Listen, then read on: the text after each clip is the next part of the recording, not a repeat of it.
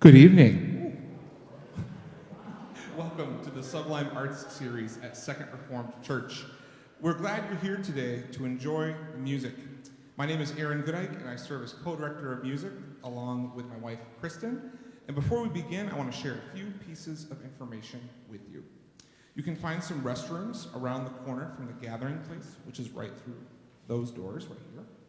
Please silence your cell phones, or if it's easier just to turn them off. You might be asked to play in our next concert if you're not careful. You are invited to a reception in the gathering place following the program, which is hosted by our Second Church Recital Series Committee. If you feel so inclined, there are QR codes in the back of your program and offering plates in the narthex behind the sanctuary as ways to support the Second Recital Series and our performers. And you can find an updated calendar of our series on the back of your program to take home with you. If you would like to see what events we have hosted earlier in the year, you are also welcome to take a postcard, which are lying on the table, or check out our website. Our performers today are Andrew and Ruth Plazier, and you are welcome to take a look in your program to learn more about them, and they will be around to chat with you after the program. So, without further ado, we welcome you, Andrew and Ruth.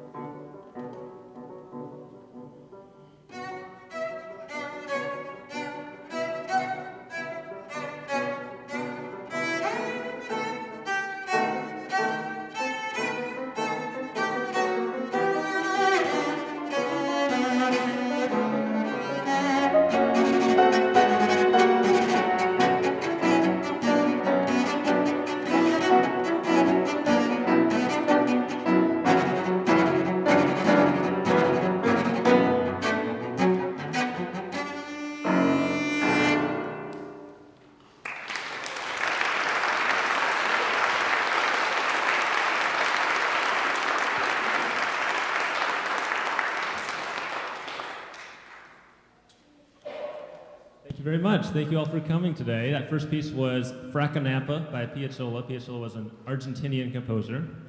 And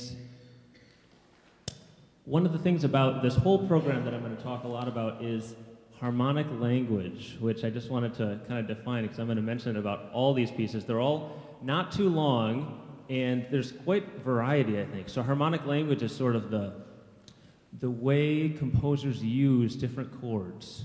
So this first piece had a lot of cluster chords. Ruth, you want to show what that kind of was? Doesn't sound very good, right? Piazzolla actually used that a lot more for rhythm than for the harmony of it. Now the next piece we're going to play is by American composer Samuel Barber, And his harmonic language is more tonal, but it's very thick. So you'll hear in Ruth's part, she's doing rather thick chords and kind of from the top of the bottom to the notes. It's a big range. So it's very beautiful pieces. The second movement from Barber's Cello Sonata, very melodic at the beginning and the end, but in the middle it's got some kind of crazy rhythm. So you'll hear that.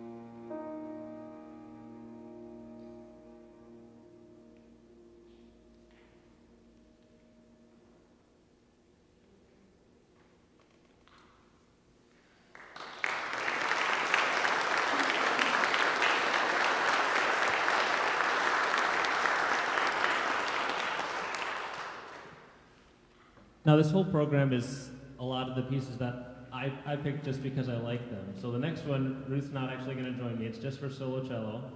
And it's 5 movements long, but they're all quite short. And Hindemith is the composer. He's got kind of dense harmonic language. It's a little bit abrasive at times. I think it's really fun. It's sort of shows off a lot of different cellistic styles or things we can do with the cello, but there is going to be a lot of dissonance you're going to hear. So I just wanted to warn you before you hear that. The very first chord sounds like I'm playing wrong notes, essentially. But once you kind of enter Hindemith's world, I think there's a lot of beauty to it. And Ruth and I were looking up some things about him as a composer. He was born in Germany, and he just had a very complicated life. He was in the army in the First World War in like an army band. Then he kind of had a complicated relationship with the Nazis during World War II and ended up leaving Germany for America. And then he was a professor, actually. So the music, I think, kind of reflects the complications, the tension in his life. But it's also just really fun, I think. So here is 5 movements, all short, from Paul Hindemith's Sonata for Solo Cello.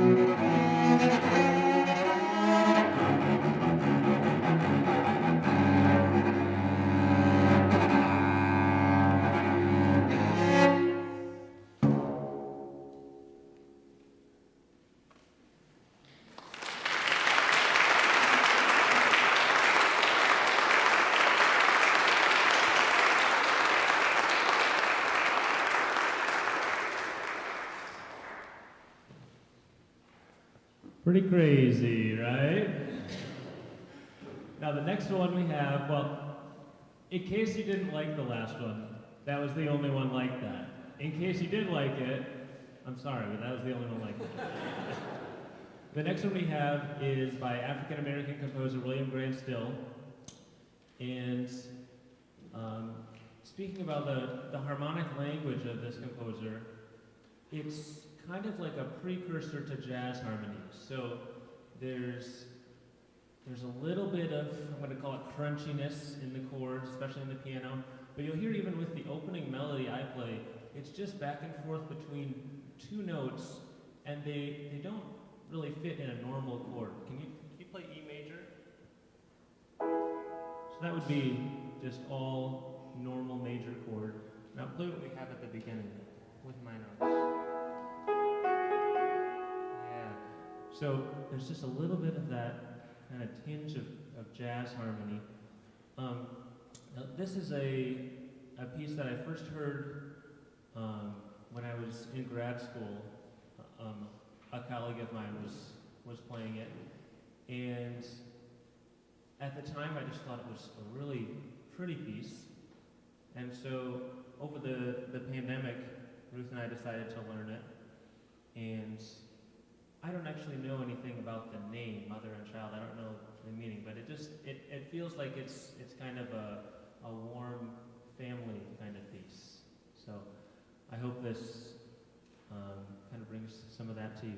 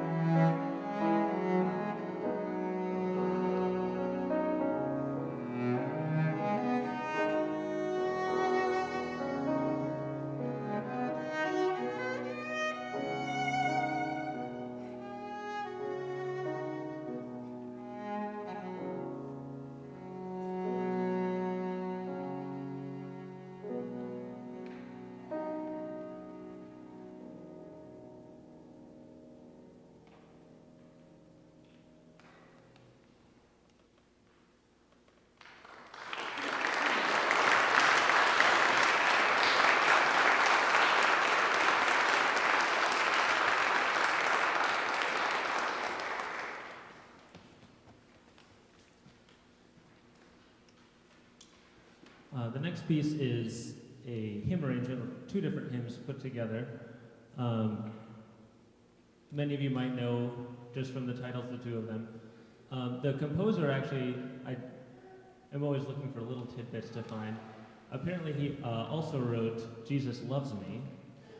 So I didn't even think that there was a composer of that song, but W.B. Bradbury is it.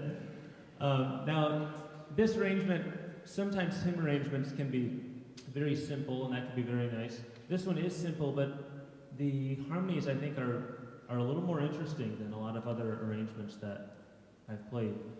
And so I just want you guys to listen, even from the opening chords that Ruth plays, how open and pure the harmonies are. So it's interesting to me that they're not always consonant, they're not always nice sounding chords, but they're so open, and they just kind of bring us into a special, peaceful place.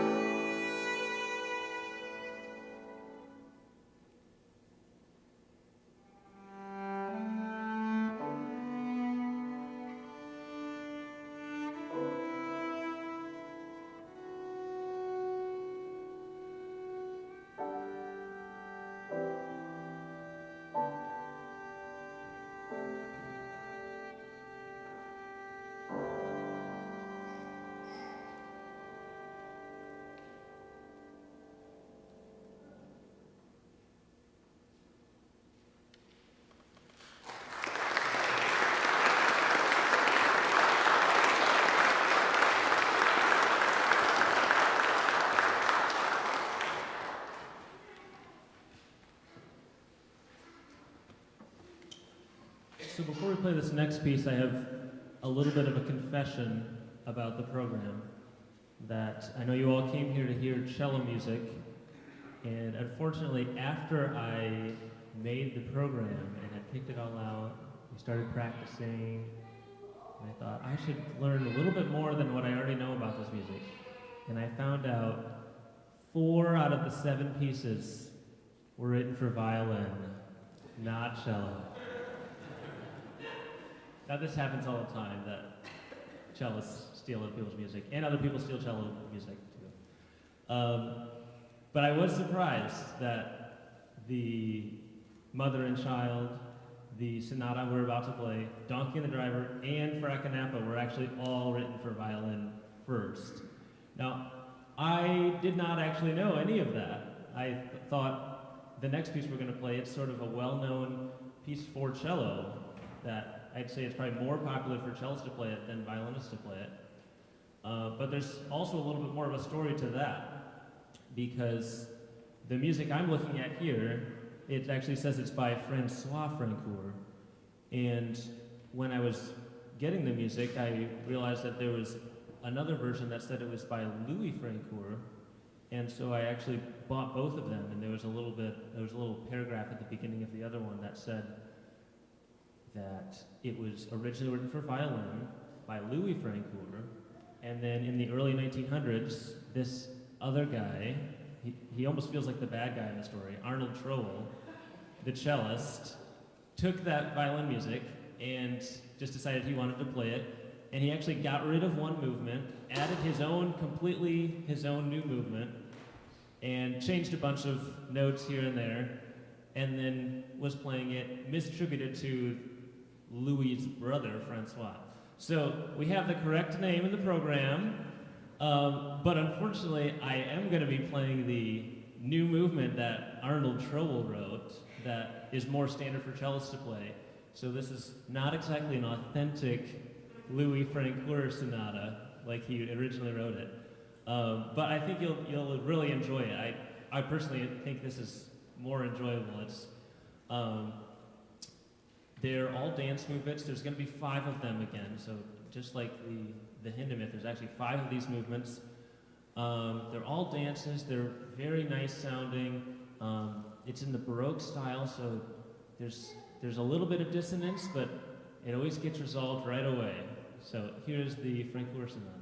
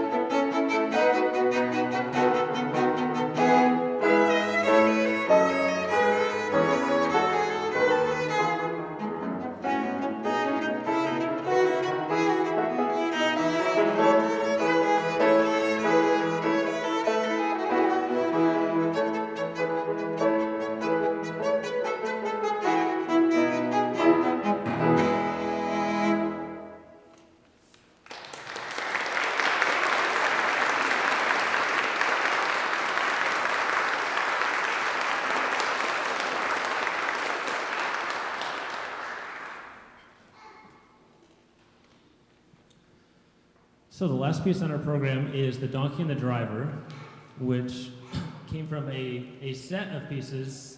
I think the translated title is essentially Humorous Scenes that this Belgic violinist Hubert Leonard wrote. And so this one, does anybody know the story, The Donkey and the Driver? Has anyone heard of this? It's apparently one of Aesop's fables. And there's two characters, the donkey and the driver, obviously.